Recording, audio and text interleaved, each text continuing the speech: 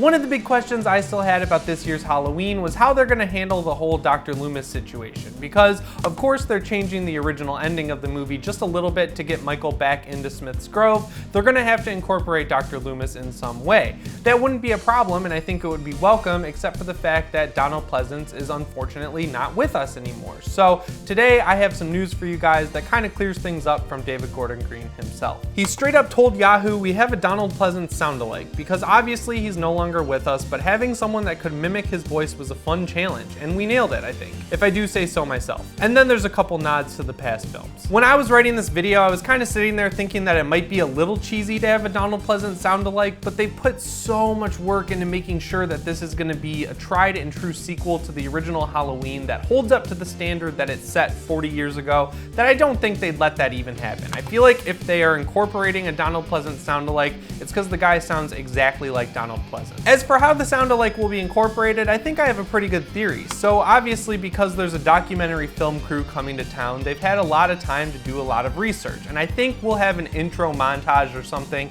where we get to hear some of their tape-recorded research, because we do see a tape recorder in that first trailer, and maybe we'll hear the soundbite of Donald Pleasence talking about how after he shot Michael Myers 6 times, Michael was recovered and put back into Smith's Grove. It seems like an easy way to incorporate him to get that nostalgia running right at the beginning of the movie, and it feels perfect for an intro credits scene. I'd like to hear your thoughts on this down in the comments. Also, if you have another idea of how he'll be incorporated, that'd be awesome to hear. But that's not all the news we have for today, so let's get into the next story.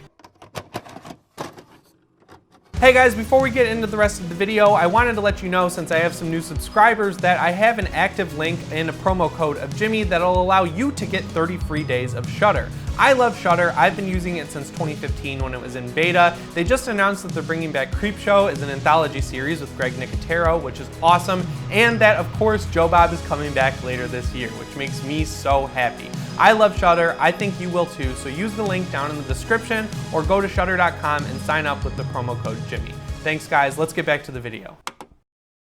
Alright guys, the next small piece of news I have for you today is related to the movie's score, which of course is being handled by John Carpenter. Bloody Disgusting sat down with David Gordon Green at Comic-Con and they asked him about the score, and this is what he had to say. He said, "We used the original theme by John as the foundation of the movie. He's composing with his son Cody and Daniel Davies as we speak. So far it's been fun to figure out when do you want the iconic music and when do you want the fresh and inventive music. Obviously we already knew that the original theme and a lot of the other music from the original movie would probably be incorporated into this one. They gotta play up the nostalgia factor a little bit, guys, but I am glad to hear that we will be getting to hear some new inventive original music from John Carpenter. If the fact that John Carpenter has a band with his son and Daniel Davies is news to you, you should definitely go check out Lost Themes 1 and 2. They're his latest records that he put out over the past few years, and they have all original music on them, and they are both great. He also put one out last year called Anthology, which is reworked and remastered songs from his movies, and every track on that record is amazing. I actually went to the concert for that where he played live on Halloween here in LA,